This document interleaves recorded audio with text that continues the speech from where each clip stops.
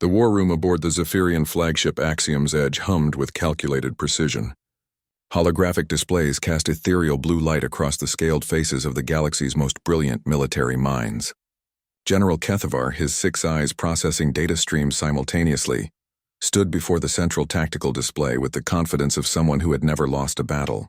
"The human fleet will attempt a flanking maneuver at 0800 hours, announced Sub-Commander Yilks, her tentacles dancing across the quantum prediction matrix. Probability 97.3%. Kethavar's mandibles clicked in approval. The Zephyrians had spent 3 centuries perfecting their tactical algorithms, feeding them data from 1,000 conquered species. Every race followed predictable patterns: aggressive charges from the Korthans, defensive clusters from the Minari, calculated retreats from the Selenites. Warfare was mathematics, and mathematics was absolute. "And their secondary objective?" Kethavar inquired. "They will attempt to disable our communications array," Yilix replied without hesitation. "Standard human doctrine dictates targeting command infrastructure first. We have already reinforced the array and positioned our defensive squadrons accordingly." The human Terran Defense Force had proven surprisingly resilient over the past 18 months, but their tactics remained frustratingly conventional. They followed their military handbooks with tedious predictability, making them easy prey for the Zephyrian predictive engines. "Sir," called Navigation Officer Zenth from across the chamber, "we're detecting an anomaly in the human formation." Kethavar's attention sharpened. "Explain." "A single human vessel has broken from the main fleet. It appears to be wandering."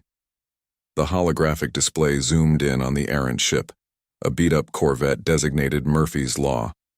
Unlike the precise formations of its companions, it drifted in seemingly random patterns, occasionally firing its engines in directions that made no tactical sense. "Mechanical failure?" suggested Yilks. "Negative. The vessel is responding to our scans and appears fully operational." Kethavar dismissed the anomaly with a wave of his primary arm. "One damaged ship changes nothing. Initiate defensive pattern Omega-7. We end this today." Aboard the Murphy's Law, Captain Jake Lucky Morrison scratched his stubbled chin and stared at the tactical display with bemused indifference. His ship's AI, Artemis, had been nagging him for the past hour about rejoining the fleet formation. "Captain," Artemis said in her perpetually exasperated tone, "Command has issued 17 direct orders for us to return to formation." "Admiral Chen is threatening court-martial." Jake took a long sip of his coffee. Real Earth coffee, not the synthetic swill the fleet served. "Tell the Admiral I'm having engine trouble." "Sir, our engines are functioning at 98% efficiency." "Then tell him I'm having coffee trouble. This is the good stuff, and I'm not wasting it on formation flying." Artemis sighed. An impressive feat for an AI. "The Zephyrians have predicted our fleet's every move for the past 6 engagements. Perhaps adhering to established tactics would be..." "Boring," Jake interrupted. He noticed something interesting on his scanner. "Hey, look at that." "What am I looking at, sir?" "That asteroid field, specifically that big chunky one at 2 o'clock. The Zerion belt? Sir, that's a navigational hazard. Ships avoid it due to the unstable gravitational..." "Exactly." Jake grinned and changed course toward the asteroid field. "Nobody expects you to fly through the cosmic equivalent of a blender." "The human fleet is executing flanking maneuver Alpha 7, reported Yilks, her voice carrying the satisfaction of confirmed predictions. "All vessels accounted for except..." She paused. "The anomalous vessel has entered the Zerion belt." Kethavar barely spared it a glance. "Suicide run. Desperate humans. Focus on the real threat." The battle unfolded exactly as the Zephyrian computers had predicted. Human destroyers swept wide, attempting to flank the alien formation while their carriers launched fighter squadrons in carefully choreographed waves. Each move had been anticipated, countered, and neutralized before it began. "Human forces are taking heavy casualties," Yilks reported. "Their retreat vector is compromised. Victory is assured." That's when the alarm started. "Sir," Zenth's voice cracked with panic. "Massive energy spike from the Zerion belt." The tactical display exploded with chaos as the largest asteroid in the belt, a chunk of rock the size of Manhattan, erupted with brilliant light. But it wasn't an explosion. It was an ignition. "That's impossible," breathed Kethavar. "That asteroid is composed primarily of carbon and iron. It cannot sustain fusion reactions." The answer came in the form of Jake's voice crackling over an open comm channel. "This is Captain Morrison of the TDF Murphy's Law.